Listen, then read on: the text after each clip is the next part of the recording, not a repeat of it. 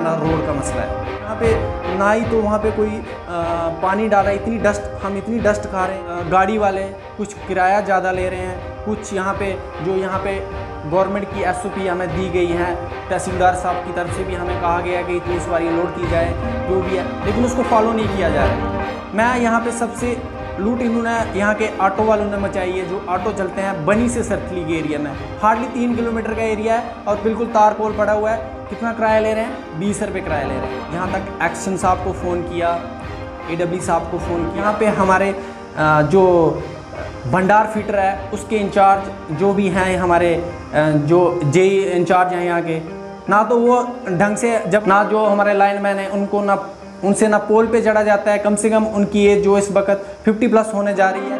मैं social activist mister Amit Kumar, मैं आपके सामने अपने इलाका के कुछ मिसाइल हैं, मैं उनको रखने जा रहा हूं। मैं बहुत दिनों से सोच रहा था कि इस प्रेस कॉन्फ्रेंस को मैं बुलाऊं ताकि बनी के कुछ मसले हैं उनको मैं हाईलाइट करूं। यहाँ पे मैं देख रहा हूं कि बहुत सारे लोग मीडिया में आते हैं, बोलते हैं, लेकिन जो मेन मसले हैं, हमारे मेन मसाइल हैं, उनको कोई उजागर नहीं करता है। यहाँ पे सबसे पहले मैं आपको बता दूं कि एक जो हमारा मसला है, सबसे पहले हमारा रोड का मसला है, जो सालों से हमारे यहाँ पे चला आ रहा है। रोड का मसला, जैसे कब से रोड बन रहा है, आई थिंक शायद मेरी उम्र भी इतनी हो गई है जितने तब से ये रोड बन रहा है, अभी तक ये रोड कंप्लीट नहीं हो पा रहा है। तो मैं जब भी यहाँ पे हमने एक स्ट्राइक भी रखी थी, प्रोटेस्ट हुआ, 2-3 प्रोटेस्ट हुए यहाँ पे, फिर यहाँ पे BRO के अफसर भी आए, यहाँ से ऑफिसर साहब नीचे से उन्होंने मूव किया, यहाँ पे आए, कमांडर आए, वहाँ से बड़े बड़े अफसर यहाँ पे आए, यहाँ तक DG भी यहाँ पे BRO के यहाँ पे आए। लेकिन जब उनसे हमारी बात हुई तब तो वो मान जाते हैं, तब कहते हैं ठीक है जी हम करेंगे। जब करने की बारी आती है, अभी आप देख रहे हैं जो तारकोल का काम चल रहा है, उन्होंने प्रॉपर बनी सिटी में तो कर दिया है, ठीक है, वेल एंड गुड, उसको हम उनका वेलकम करते हैं। उसके बाद वो आगे कर रहे हैं, लेकिन जो प्रॉपर सराउंडिंग एरिया है वहाँ से आगे भी लोग रहते हैं। पूरी पॉपुलेशन बनी में तो रहती नहीं है। जहाँ सरतली का एरिया हो गया, जहाँ आगे ये बैकन का एरिया हो गया, यहाँ से बच्चे गुजरते हैं। अभी उन्होंने तारकोल डाल दिया, ठीक है, हार्डली कोई 2-3 किलोमीटर में एरिया के अंदर उन्होंने तारकोल डाल दिया है। तो बाकी जो वहाँ पे तो लोग रहते नहीं है, ठीक है, चलो अच्छी बात है, वहाँ पे भी उन्होंने करना ही था। लेकिन यहाँ पे ना ही तो वहाँ पे कोई पानी डाल रहा है, हम इतनी डस्ट खा रहे हैं कि शायद हम घर में जाते हैं तो शायद आधा तो हम कहते हैं ना, जब खाना खाते हैं तो उसको हम डस्ट खाते हैं। जब इनको फ़ोन करना, ना ये हमारा फ़ोन उठाते हैं, कहते आगे से रिस्पॉन्स नहीं करते हैं, कहते हैं हाँ जी डाल दिया है। तो डालने का मसला ये तो है नहीं कि यहाँ पे इन्होंने पहले 2 टैंकर काम किया करते थे, आजकल 1 टैंकर है। अब मुझे ये बताओ, इन्होंने वो वापस कर दिया है, तो वो काम पे इनके जो जहाँ वर्क चल रहा है वहाँ पे इनको पानी प्रोवाइड करेगा, या तो ये रोड पे पानी डस्ट जहाँ उस पे देगा। तो मुझे समझ नहीं आती है। जब भी देखो इनके अफसर जो OIC यहाँ पे इंचार्ज है, उनसे भी हमारी बात हुई थी, वो भी ढंग का रिस्पॉन्स नहीं करते हैं। तो मैं एडमिनिस्ट्रेशन से यही गुजारिश करूँगा कि कृपया आप इस पर ध्यान दें।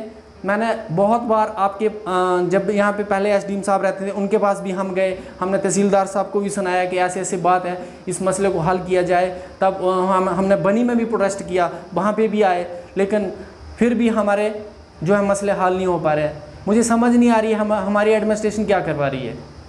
सोए हुए हैं, मुझे समझ नहीं आ रही है बिल्कुल भी। मैं इतना इनसे दुखी हूँ हमारी एडमिनिस्ट्रेशन से, शायद कि आज के टाइम में अगर एक अफसर की सुनवाई नहीं हो रही ना, तो शायद हमारी नहीं होगी। फिर इनकी सुनवाई अगर इनके अफसर की कोई बात नहीं मान रहा है ना, तो इसका मतलब फिर हमारी क्या? हम तो एक लोग हैं, जहाँ के बाशिंदे हैं, हमारी कौन सुनेगा?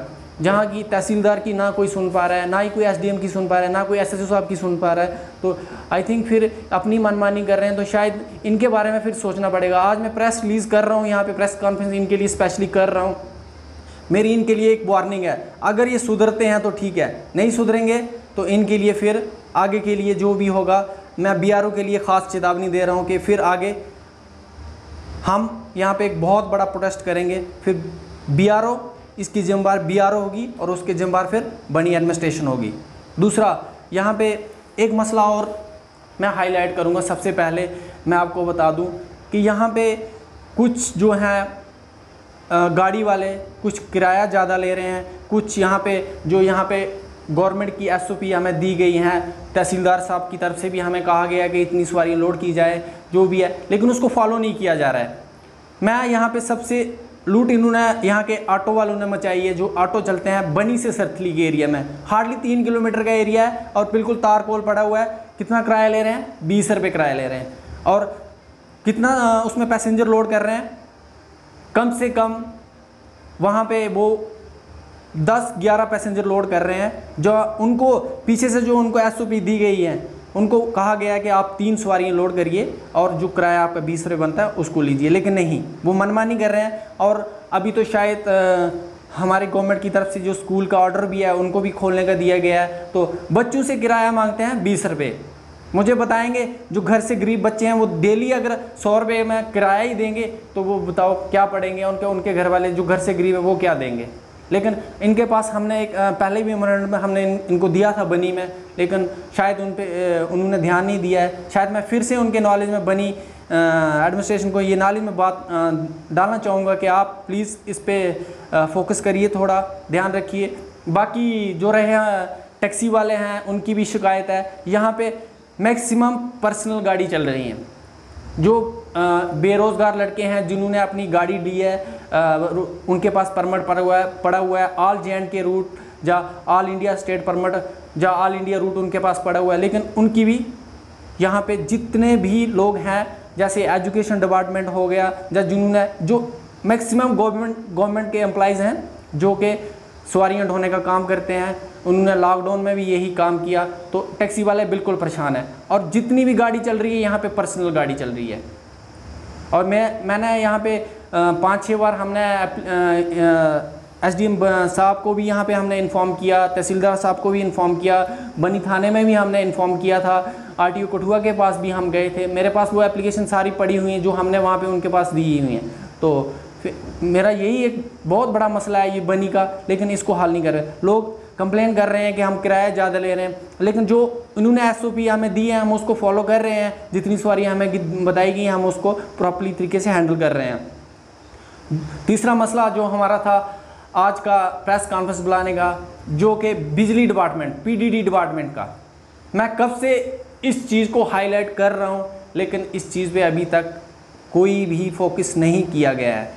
जहाँ तो मैंने यहाँ तक एक्शन साहब को फ़ोन किया, AW साहब को फ़ोन किया, वो कोई रिस्पांस नहीं करते हैं। यहाँ पे हमारे जो भंडार फीटर है उसके इंचार्ज जो भी हैं, हमारे जो JE इंचार्ज हैं यहाँ के, ना तो वो ढंग से जब हम उनको फ़ोन करते हैं ना वो प्रॉपर्ली उसको हमारा रिस्पांस करते हैं आगे से, ना जो हमारे लाइनमैन हैं उनको ना उनसे ना पोल पे चढ़ा जाता है। कम से कम उनकी एज जो इस वक्त 50+ होने जा रही है, यहाँ पे कोई लोकल लाइनमैन नहीं है। जब हमारी लाइन फॉल्ट होती है तो टोटली फिर 2-3 दिन बंद रहती है, और कोई भी अगर किसी को फ़ोन करते हैं तो लाइनमैन आगे से ना फ़ोन उठाते हैं ना उसका कोई रिस्पॉन्स नहीं देते हैं। लिहाजा मैंने बार बार उनको यही बोला है, लेकिन आज मैं मजबूर होकर ये प्रेस कॉन्फ्रेंस कर रहा हूँ कि इनके लिए ये मेरी अब लास्ट वार्निंग है। अगर बिजली डिपार्टमेंट हमारा इस मांग को पूरा नहीं करते हैं तो मैंने जो हमारे मुजफ्फर JE बनी है PDD,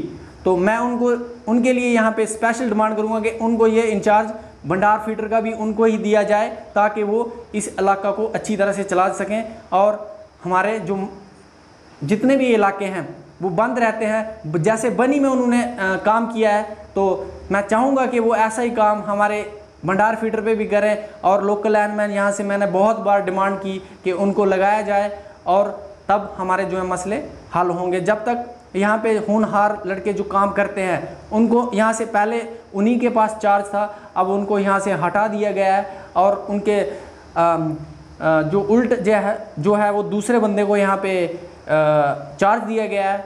और आपके सामने ही है कि मैंने कई बार उनको फ़ोन किया, वो बिल्कुल भी रिस्पांस नहीं करते हैं। तो मैं एडमिनिस्ट्रेशन से, डिस्ट्रिक्ट एडमिनिस्ट्रेशन से भी ये गुजारिश करूँगा, DC साहब से भी ये गुजारिश करूँगा कि इन मसलों के ऊपर फोकस किया जाए। और मुजफ्फर जो बिजली का मसला है, जहाँ मुजफ्फर शेख जो है बनी के JE, उनको जो है चार्ज दिया जाए, ताकि हमारे इलाका में बिजली जो है प्रॉपर्ली तरीके से चलती रहे।